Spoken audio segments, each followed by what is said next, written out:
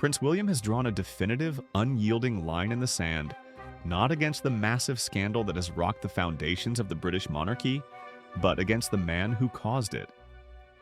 While his strategic disdain for his uncle, Prince Andrew, has reportedly reached a fever pitch, William has simultaneously made a calculated and compassionate move that proves he is willing to sacrifice personal feelings to protect the dignity and future of his innocent cousins. Hello, dear viewers, and welcome back to the channel where we decode the intricate, often dramatic, inner workings of the House of Windsor. If you appreciate this deep dive into royal strategy and family loyalty, please take a moment to hit that like button and subscribe, as it truly helps us bring you more exclusive royal analysis. The relationship between the heir to the throne, Prince William, and his disgraced uncle, the Duke of York, has long been strained, perhaps irrevocably damaged. William's weariness towards Andrew has seemed to skyrocket in recent months, fueled by the relentless media cycle and the lingering stench of controversy. Yet, in a fascinating display of strategic compassion, William appears hell-bent on ensuring that his cousins, Princesses Beatrice and Eugenie, are shielded from the fallout of their father's catastrophic errors. This protective stance mirrors that of King Charles III himself, even as the king was forced to take the painful but necessary steps of stripping his younger brother of his royal titles and privileges.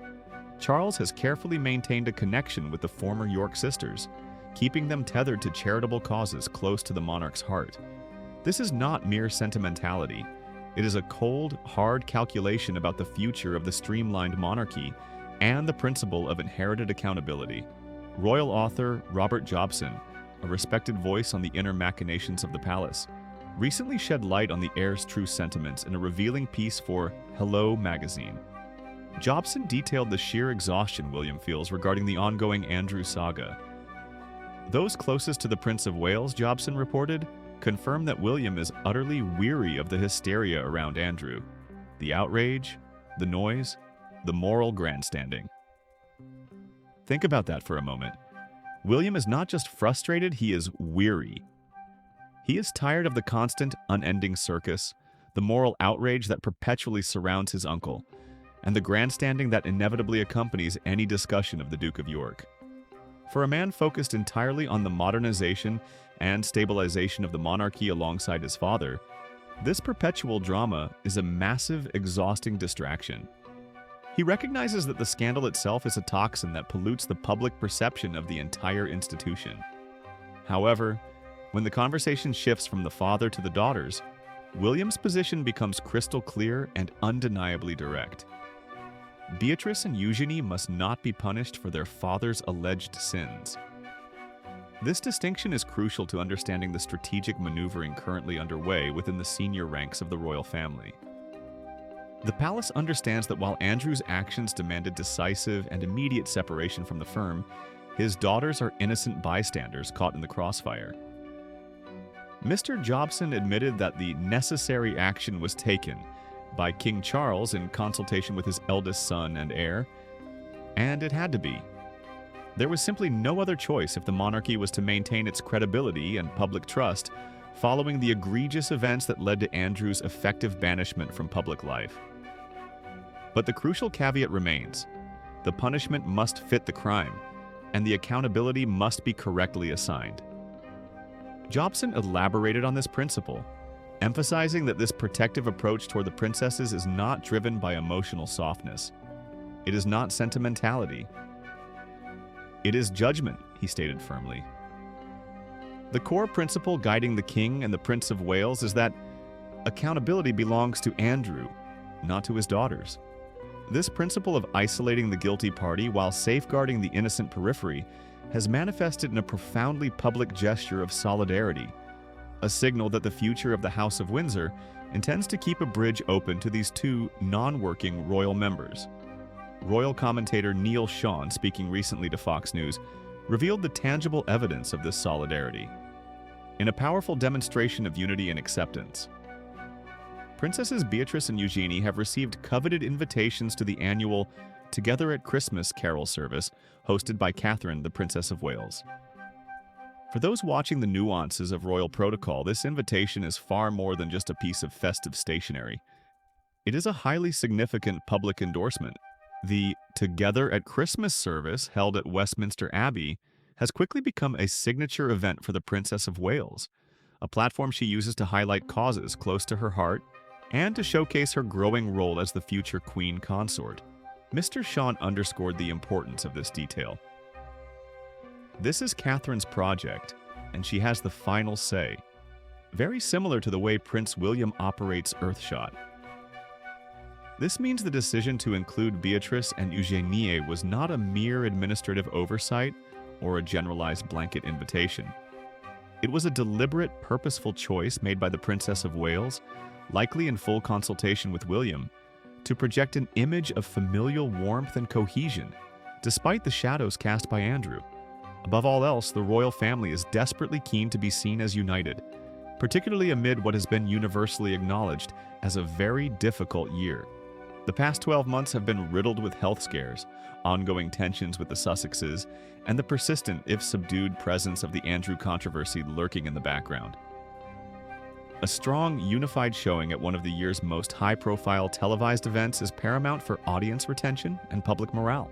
By extending the hand of fellowship to the former York sisters, William and Catherine are making a calculated move to integrate them into the fold, signaling that their lineage, though problematic through their father, does not preclude them from participating in key family moments. This move also subtly reinforces the idea that the new reign, the reign of Charles and the future reign of William, is focused on fairness and strategic common sense, rather than just raw emotion. However, as Mr. Sean rightly added, this highly public invitation places the sisters in a very difficult dilemma. This is the classic, agonizing predicament faced by those caught between family loyalty and public scrutiny. The choices facing Beatrice and Eugenie are fraught with potential pitfalls, regardless of the path they choose. On one hand, if they choose not to attend the prestigious service, the news will inevitably mix with existing rumors and speculation.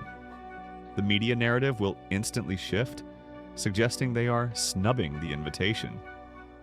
This would fuel headlines about a continued rift, implying deep-seated anger or a breakdown in relations with William and Catherine, thereby defeating the entire purpose of the inclusionary gesture.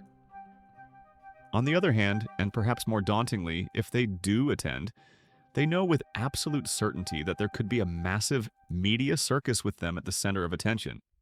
Imagine the scene: Beatrice and Eugenie arriving at Westminster Abbey.